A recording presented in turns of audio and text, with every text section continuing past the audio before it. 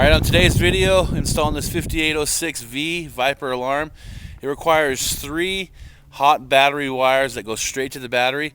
So I'm going to take you under the hood. I'm going to show you what we have to do to fuse it and how we connect it up underneath the dash. Let's go. Now under the hood, what we got a power wire that we got running right here to a switch. Now this is I believe this is an 80 amp fit switch. It's just got a little clicker.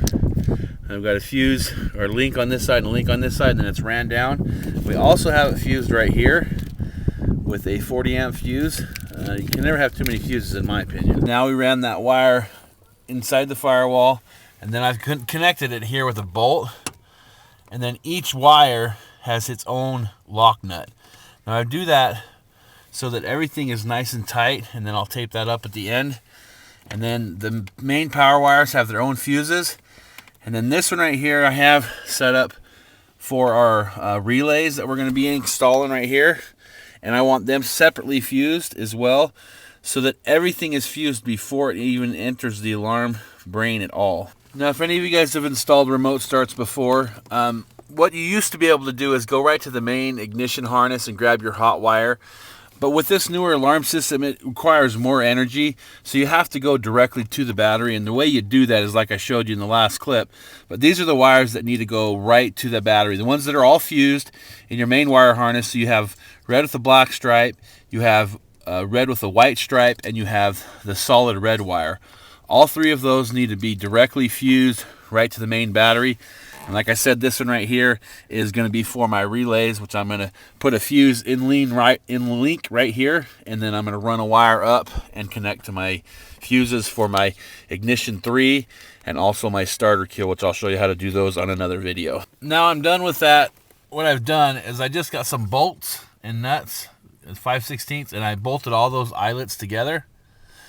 And then I put another 30 amp, actually I'm running a 20 amp fuse, but I just put a new fuse holder and then I soldered it in, and then I put some heat shrink tubing on it. And so this is the hot wire.